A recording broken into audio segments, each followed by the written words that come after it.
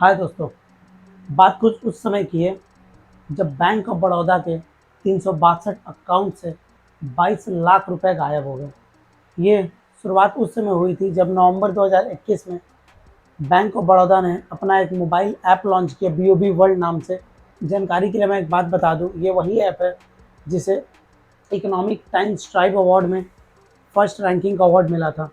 SBI लगभग जो 48 crore customer को होल्ड करती है, दूसरे नंबर पर आने वाली बैंक ऑफ बड़ौदा जो लगभग 12 करोड़ कस्टमर को होल्ड करती है। एसबीआई के योनो ऐप की सफलता को देखकर बैंक ऑफ बड़ौदा ने भी एक ऐप लॉन्च किया जिसका नाम था बीओबी वर्ल्ड। इस ऐप के लॉन्च होने तक में सब कुछ बेहतरीन चल रहा था। इस ऐप के लॉन्च होने के बाद बैंक ने अपने सारे एम्प्लॉयज़ को एक टारगेट दिया। उस टारगेट में ये बात रखी कि आपको पर डे 100 से 150 अकाउंट्स को, 100 से 150 जो एग्जिस्टिंग कस्टमर्स या फिर न्यू कस्टमर्स थे, उनको इस ऐप पर ऑनबोर्ड करना है। एम्प्लॉयज ने अपने एंड से पूरी कोशिश की, पर यह बात खुलासा उस समय हुई जब एक विसल ब्लोअर ने एक रिपोर्टर को इंटरव्यू दी और कहा कि ये एक बहुत बड़े लेवल पर स्कैम चल रहा है, जहाँ पर लोगों को अगर किन्हीं एम्प्लॉय का जो टारगेट नहीं पूरा हो रहा है, उस टारगेट को पूरा करने के लिए उन्होंने अपने जो एम्प्लॉयज़ है वो अपने खुद के नंबर को दूसरे लोगों के बैंक अकाउंट्स में रजिस्टर्ड करके ये टारगेट को पूरा कर रहे हैं। बात अभी यहाँ तक सीमित नहीं थी।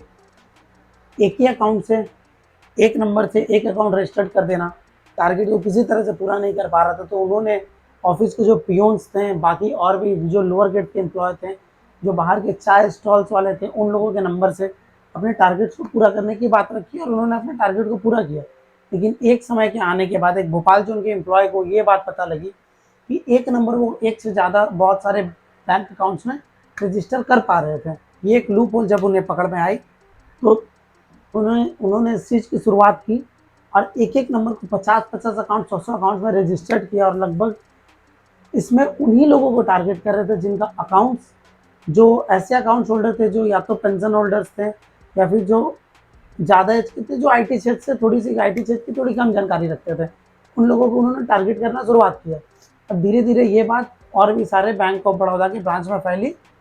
करते करते ये बात चालू हुई होना, इसके बाद लगभग 2022 के एंड में कस्टमर्स ने इस चीज़ को ऑब्जर्व किया, तो उन्होंने ट्वीट्स के माध्यम से, बैंक्स के सीनियर ग्रेड्स के एम्प्लॉयज़ के माध्यम से इस बात को रखी। जब बैंक ऑफ बड़ौदा ने भी इस बात पे ध्यान दिया, तो उन्होंने भोपाल से उनको एक रिपोर्ट भेजा। उस रिपोर्ट में लगभग 1200 से ज़्यादा ऐसे नंबर भेजे जो लगभग 30 से ज़्यादा अकाउंट्स में रजिस्टर्ड थे।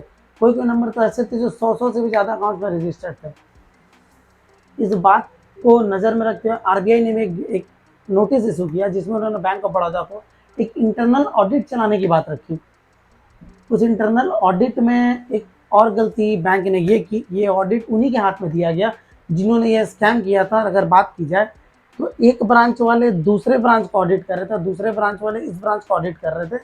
ये वही लोग ऑडिट कर रहे थे जो लोग इस स्कैम में शामिल थे। इस टोटल इंटरनल ऑडिट को जब सीरियस वे में चेक किया गया, तो एक ओवरकम जो रिपोर्ट आया उसमें ये बात पता चला कि लगभग 362 अकाउंट से 22 लाख रुपए गायब है।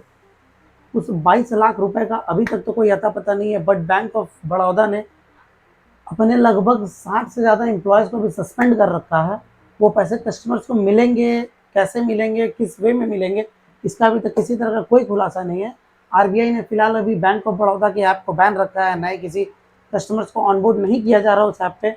और सबसे चौंकाने वाली बात ये है कि मनी कंट्रोल की एक रिपोर्ट के मुताबिक एक और report bank of Baroda RBI को सबमिट करेगी, जिसमें ये कहना है कि हो सकता है ये जो आंकड़ा 362 अकाउंट का 22 लाख रुपए का है, ये और भी बड़ा हो सकता है।